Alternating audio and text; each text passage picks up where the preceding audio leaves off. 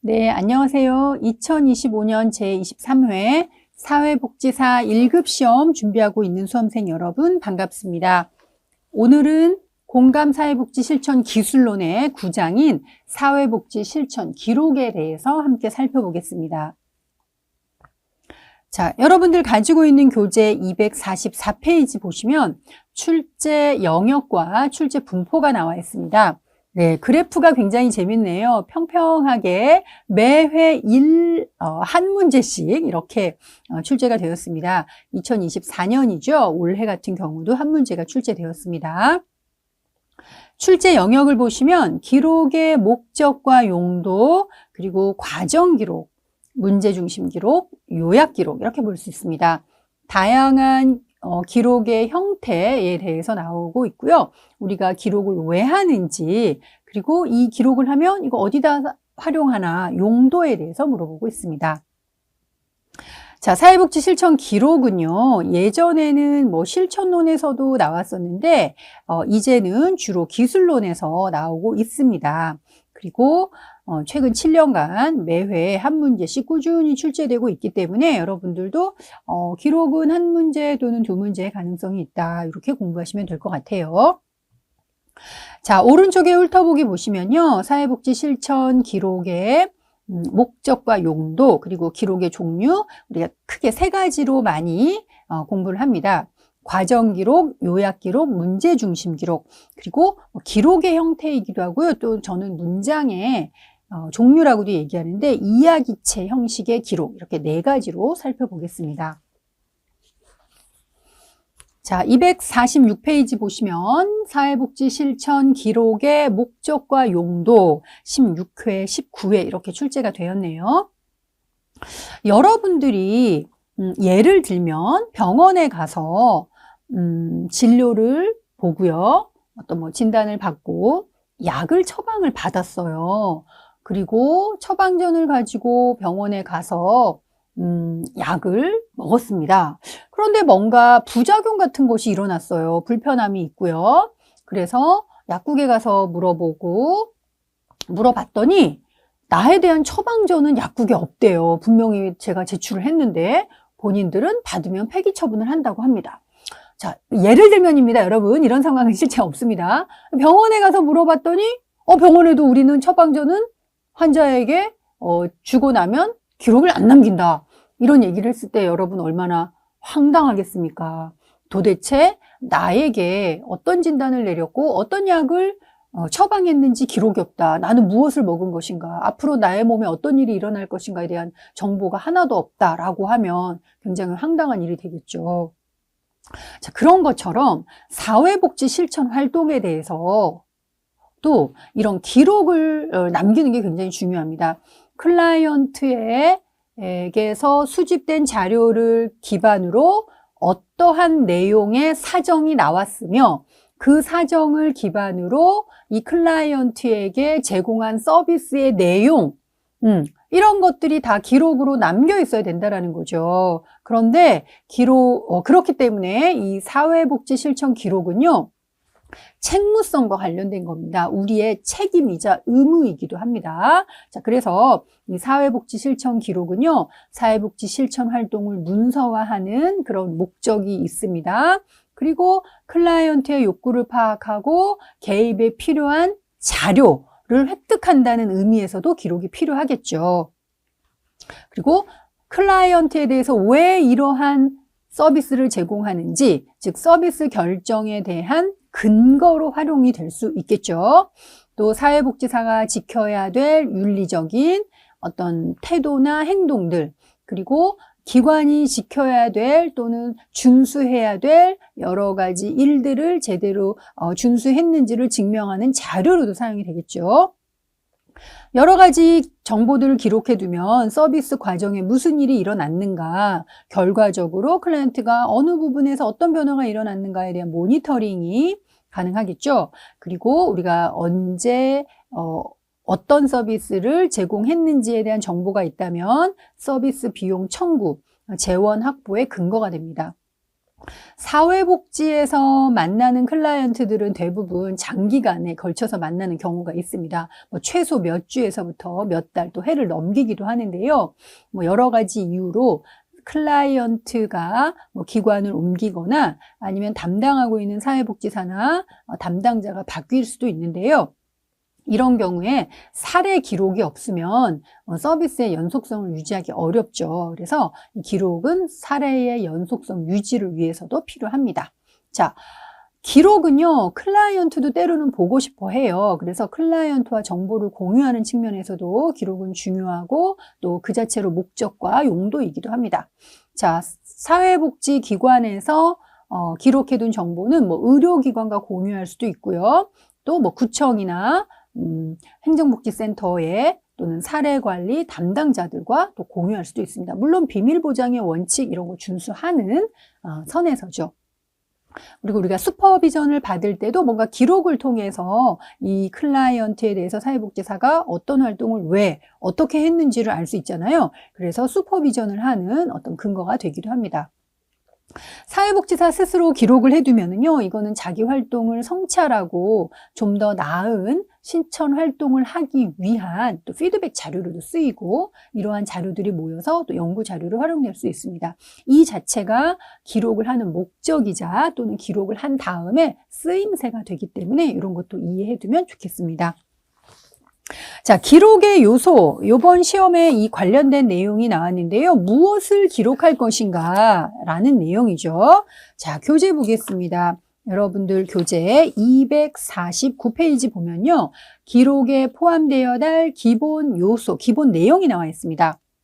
자, 클라이언트에 대한 인구사회학적인 특성들, 그죠? 성별이라든지 교육 수준, 경제 수준, 교육 수준, 기본적으로 인구학적 특성이 있고요. 왜 이러한 서비스를 제공하는지, 서비스 제공 사유가 있습니다. 그리고 클라이언트의 현재 문제가 무엇인지, 과거에 비슷한 문제가 있었는지, 클라이언트의 충족되지 않은 욕구는 무엇인지 기록을 하시고요. 또 다양한 정보를 기반으로 클라이언트에 대한 사정 내용이 있어야 되겠죠. 이 사정에 대한 사회복지사의 전문적 의견인 소견 들어가야 되겠고요. 자, 사정을 기반으로 우리가 계획 수립해야 되죠. 어떤 서비스인지 서비스의 특성도 있어야 되겠고요. 서비스 종결 방법과 어떤 때 어떠한 기준으로 종결한다라는 사유도 있어야 됩니다. 서비스 제공이 다 끝났거나 클라이언트가 서비스 받는 거를 거부한다거나 이런 경우 사유가 될 수 있겠죠. 그래서 서비스 종결 방법과 사유도 분명히 들어가야 됩니다.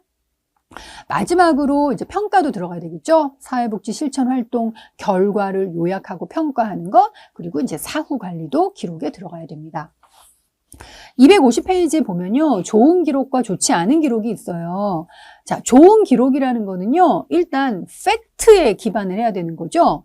거짓 내용이 들어가면 안 되겠고요. 또 이거는 팩트로서 사실인지 아니면 사실에 대한 사회복지사의 의견이나 견해 또는 해석인지 이런 것도 구분되어야 됩니다. 가장 중요한 건요. 읽기 쉬워야 돼요. 읽혀야 돼요. 한글로 썼는데 이게 무슨 말인지 와닿지 않으면 정말 좋은 기록이 아니겠죠. 그래서 문장도 너무 길면 안 되고요. 짧게 간단하면서도 필요한 내용은 다 들어있는 이런 기록 하기 쉽지는 않지만 그래서 여러분들이 기록도 굉장히 훈련이 필요합니다. 저도 기관에 뭐 슈퍼비전이나 이런 사례 회의에 가면은 여러 기록들을 보게 되는데요. 때로는 주어가 없어도 이해할 수 있는 내용들도 있지만 어떨 때는 누가 이거를 했는가 주체를 이해하기 매우 힘든 경우도 있고요. 목적어가 없어서 무엇을 했는지 이런 것도 없는 경우가 참 많아요. 그래서 여러분들 기록이라는 거는 훈련을 통해서 좋아질 수 있기 때문에 여러분들도 기록을 하시고 자꾸자꾸 읽어보시면서 요약도 하고 뭐 가장 좋은 거 육하원칙이 다 들어있는가 뭐 주어 같은 거는 빠져도 주어를 충분히 정확하게 파악할 수 있는가 이런 것들을 스스로 점검해 보면 좋을 것 같습니다. 자, 좋지 않은 기록의 특징은요. 방금 얘기한 것처럼 읽어도 무슨 내용인지 모르겠어. 안 좋죠? 문법적 오류가 너무 많은 것, 그죠? 그리고 뭔가 기록 기록자의 편견이나 선입견 이런 게 들어가 있어요. 그리고 팩트, 사실에 근거하지 않고 추측으로만 쓴 거, 너무 개인적인 의견이 많이 들어가서 추측이 많은 것들도 안 좋고요. 클라이언트의 어떤 특성이나 이런 것들을 비난하거나 좀 낙인을 붙이는 이러한 내용으로 된 기록도 좋지는 않습니다. 저도 아까 말씀드린 것처럼 여러 가지 이제 기록들을 보다 보면 우리가 예전에는 썼던 그러나 지금은 사용하지 않는 표현들이 있는데 요즘은 많이 중립화된 표현들인데 예전에 썼던 이런 어떤 편견이 들어가거나 가치 판단이 들어간 단어들 그대로 쓰거나 사회가 가지고 있는 고정관념 이런 것들이 그대로 그냥 투영된 표현을 쓰는 경우도 간혹 많이 보이는데요. 기록자들의 어떤 윤리적인 민감성 이런 것들도 또 요구된다라고 보겠습니다. 자, 기록 시 유의할 사항을 보면요.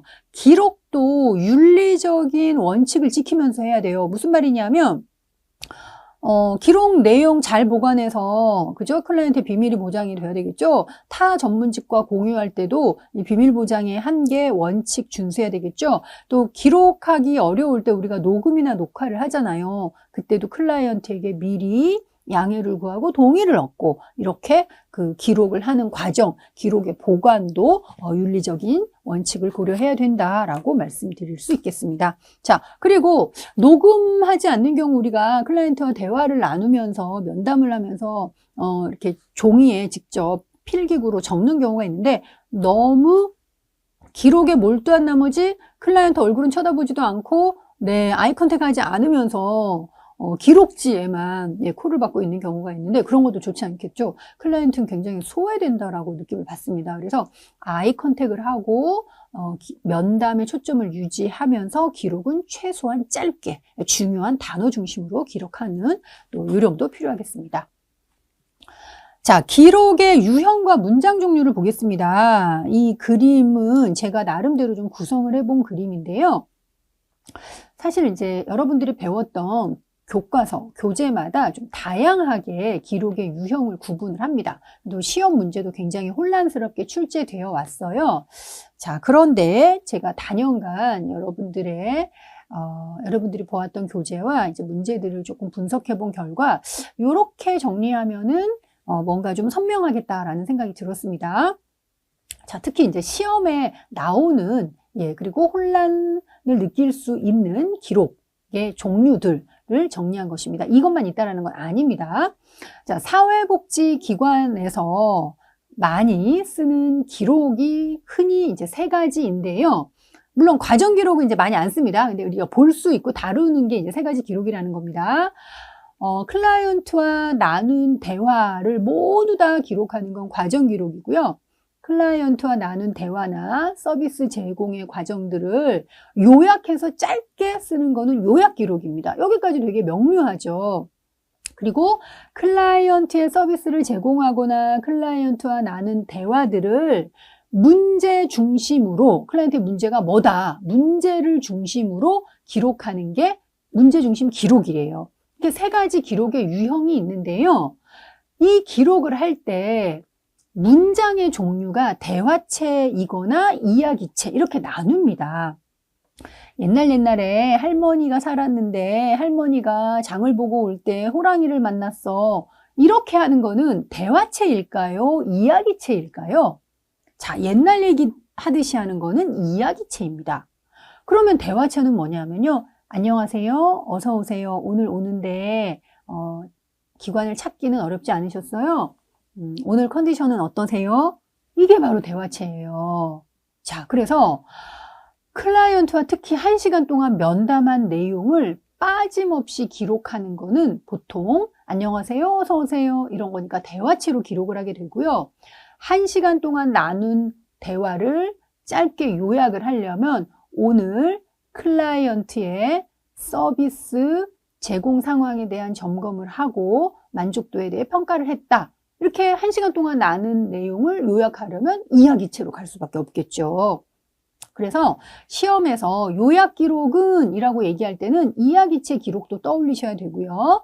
이야기체 기록은 이라고 할 때는 과정 기록이 아니라 요약 기록의 형태도 동시에 떠올리셔야 된다는 겁니다. 시험은 과정 기록은, 요약 기록은, 이야기체 기록은, 문제 중심 기록은 이렇게 나옵니다. 대화체를 직접 시험에 나오진 않아요. 대화체는. 그러나 과정 기록에서는 이제 대화체를 많이 쓴다라는 것, 요약 기록이나 문제 중심 기록은 이야기체 기록, 그 유형을 쓴다라는 거 이렇게 미리 알아두시기 바랍니다. 그거는 문장의 종류라고 할 수 있습니다.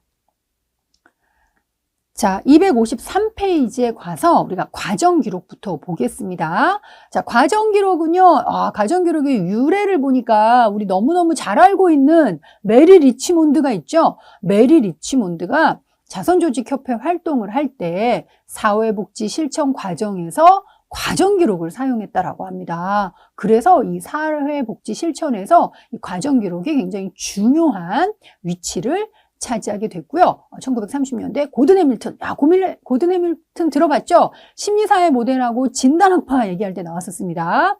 이 고든 해밀턴이 사회복지 사례기록이라는 책을 저술하면서 사회복지 실천에서 굉장히 중요한 기록 양식으로 자리 잡게 되었다고 합니다. 자, 과정 기록은요, 표에 보시는 것처럼 사회복지사와 클라이언트의 상호작용을 있는 그대로 자세하게 작성하는 겁니다. 그런데 세 가지로 이제 칸을 나누어서 면담 내용, 그 면담에 대한 사회복지사 개인 자신의 의견, 또 이것에 대한 슈퍼바이저의 코멘트 이렇게 나누어서 기록을 하기도 합니다. 꼭 그렇다는 건 아니고요. 대부분 그렇습니다. 자, 이렇게 과정 기록을 해두면 본인이 클라이언트와 나눈 대화를 다 알 수 있고 때로는 비언어적인 표현이나 상호작용까지도 다 기록이 되기 때문에 사회복지사가 본인이 어떻게 면담을 했고 어떻게 반응하는지를 살펴볼 수 있어서 본인의 실천을 성찰하는 그런 기회나 재료로 삼을 수 있고요. 또 이거를 읽어본 슈퍼바이저 같은 경우는 슈퍼비전을 줄 수 있죠. 실습이나 교육 시에 이제 지도의 한 방법으로 쓸 수 있습니다. 그런데 단점이 있어요. 저도 학교 다닐 때 과정 기록을 해봤는데요. 클라이언트와 1시간 면담한 거를 자, 워드 프로세스로 워드를 이용해서 아래 한글을 이용해서 타이핑을 할 경우 A4 10장이 나옵니다. 그죠? 예, 1시간 내용을 꼬박, 왜냐하면 녹음했을 경우 듣고 쓰고 요즘에야 클로버 노트 이런 걸로 AI가 다 해주지만 그런 게 없었던 시절이 죄송합니다만 있었죠. 자, 그래서 물론 이 AI의 도움을 받아서 풀었을 수도 있지만 다시 한번 들으면서 또 잘못 풀었은 부분은 수정하고 해야 되잖아요. 그래서 기본적으로 과정 기록은 시간도 많이 들어요. 시간은 결국 비용이죠. 그래서 시간과 비용이 많이 듭니다. 아르바이트를 써야 되는 경우도 비용이 들고요. 내가 하더라도 시간이라는 비용이 들어가게 됩니다. 자, 그런데 과정 기록을 하려면 우리가 대부분 녹음이나 녹화를 하지 않고서는 하기 어렵죠. 못하는 경우도 있잖아요. 기억에 의존해서 과정 기록을 하게 되면 어때요? 불완전한 정보, 왜곡된 정보를 제공할 가능성이 높다는 게 단점입니다. 자, 그래서 사회복지기관에서 많이 쓰겠어요? 안 쓰겠어요? 많이 안 씁니다. 여러분들 과정기록 2개만 하다가는 퇴근 못하는 일이 발생하겠죠? 그래서 과정기록은 뭐 실습생의 슈퍼비전이나 초보 사회복지사들의 훈련 또는 슈퍼비전을 이용해서 그를 위해서 이제 부분적으로 쓴다라고 알아두시면 되겠습니다. 자, 두 번째는요, 요약 기록입니다. 말 그대로 중요한 내용을 짧게 요약해서 작성하는 기록입니다. 자, 요약을 할 때는요, 시간의 흐름에 따라 뭐 1월 6일, 1월 23일 이렇게 2주 간격으로 또는 1주 간격으로 시간의 흐름에 따라 할 수도 있고요. 여러 번의 면담을 뭐 특정 주제별로 요약해서 작성할 수도 있습니다. 자, 그런데 이 요약을 하려면 여러분들 요약도 능력이다 이런 얘기 들어보셨어요? 1시간 동안 면담한 내용을 5줄로 요약을 하려면 무엇이 중요하고 핵심인지를 간파해야 되고요. 쓸데없는 내용은 빼야 돼요. 이거를 판단하는 것도 능력이고요. 짧게 압축하는 것 자체가 능력입니다. 그래서 요약 기록은 기록의 질이 사회복지사의 능력에 따라 좌우된다라는 그런 특징이 있습니다. 요약 잘해야 되겠죠? 기껏 요약해서 읽었는데 중요한 내용이 없어. 읽었는데 뭔 말인지 모르겠어. 이렇게 되면 곤란합니다. 자, 요약 기록의 장점과 단점을 보겠습니다. 예를 들면 1년 동안 개입한 사례 관리인 경우 매번 과정 기록을 해두면 정말 몇천 페이지가 되겠죠. 몇백 페이지가. 그러나 요약 기록을 해두면 조금 적은 분량으로 기록을 유지할 수 있고 찾아보기도 쉽습니다. 그런데 단점이 뭐냐면요. 이거는 별로 중요하지 않아 하고 기록하지 않은 내용이 시간이 흘렀을 때 필요할 수도 있다는 거죠. 그래서 내용을 요약해서 기록을 하면 시간이 지난 후에 정보 복구가 어려운 경우가 생기고 또는 너무 요약하다 보면 그 요약 자체에 중요한 내용이 누락돼 버릴 수 있는 위험이 있습니다. 그래서 요약 기록은 장점도 있고 단점도 있지만 흔히 사회복지기관에서 가장 많이 씁니다. 그런데 쓸 때는 중요한 내용을 추리는 능력 그리고 압축하는 능력이 요구된다. 이렇게 말씀드릴 수 있겠습니다. 자, 마지막으로 문제중심 기록 보겠습니다. 문제중심 기록은요. 저는 수업 시간에 학생들한테 이렇게 설명을 해요. 한 클라이언트에 대해서 2개의 노트를 쓰는 거다라고 얘기를 합니다. 하나의 노트에는요. 클라이언트의 문제가 무엇인가 문제 리스트를 만드는 게 문제 목록 기록이에요. 하나의 노트는 클라이언트의 문제 1, 2, 3, 4, 5 이렇게 현재 문제를 중심으로 문제 영역을 규정하고 목록화하는 노트가 하나이고요. 자, 두 번째 노트는 진행 기록인데요. 1번 문제에 대해서 그 문제를 해결해 나가는 과정을 또는 그 진행 과정을 기록하는 겁니다. 1번 문제에 대해서 진행 기록을 쓰고요. 2번 문제에 대해서 진행 기록을 씁니다. 그런데 진행 기록을 쓸 때 SOAP라는 형태로 쓴다는 것이지요. 자, 여러분들 257페이지에 보면 문제 중심 기록에서 사용하는 문제 목록이 있습니다. 클라이언트와 면담을 했는데 이분은 알코올 중독 문제도 있고요. 4월 10일에 면담을 했더니 이제 실직, 그래서 경제적으로 어려운 문제를 겪고 있다는 게 발견이 됐고요. 또 2주 지나서 면담을 해보니까 알코올 중독에다가 실직에다가 또 우울증까지 생겨서 많은 어려움을 겪고 있었습니다. 이게 바로 문제 중심 기록에서 사용하는 문제 목록이에요. 그러면 알코올 중독 문제에 대해서 이 문제를 어떻게 해결해 나아갈지 나아가고 있는지를 과정을 보여주는 이렇게 진행 기록을 따로 써야 된다는 거죠. 진행 기록은 SOAP로 쓴다라고 했습니다. 자, S는 뭐냐면요. 257페이지에 보시면 주관적 정보입니다. 클라이언트가 하는 말 또는 클라이언트가 자기의 상황을 어떻게 인식하고 느끼고 있는가를 나타내는 거예요. 객관적인 게 아니에요. 그냥 클라이언트가 하는 말, 클라이언트 개인이 생산한 정보라고 볼 수 있습니다. 그래서 예를 들면 이런 거예요. 선생님, 저는 이 문제 해결할 수 없어요. 저를 도와줄 사람도 없어요. 라고 했는데 사실 클라이언트 주변에 가족도 있고 든든한 지지 자원이 있거든요. 근데 이 사람은 그렇게 생각하지 않는다는 거죠. 그럼 이 자체로 클라이언트는 자기에게 문제 해결 능력이 없다라고 생각하고 있고 주변에 도와줄 사람이 없다라고 인식하고 있다라는 그런 정보도 주는 거죠. 자, 두 번째는요. 객관적인 정보인데요. 전문가가 관찰한 것, 어떤 검사를 해서 나온 수치, 진단명 이런 것들이 객관적 정보입니다. 면담을 하다 보니까 클라이언트가 질문에만 겨우 대답하고 눈물을 흘렸다. 이런 것들은 객관적인 관찰을 통해서 나온 정보죠. 이게 O, Objective Information입니다. 자, 예를 들면 정신과 의사가 다중인격 장애 증상을 보인다고 진단함, 이런 것들도 객관적 정보입니다. A는요, 어세스먼트예요. 사정이죠. 주관적인 정보, 객관적인 정보를 검토해서 전문가가 이제 의견을 내는 것이지요. 자기 효능감이 저하된 상태로 지지체계가 빈약하다. 이런 거는 주관적 정보와 객관적 정보를 통합해서 전문가가 의견을 낸 것입니다. 자, P는요, 플랜이에요.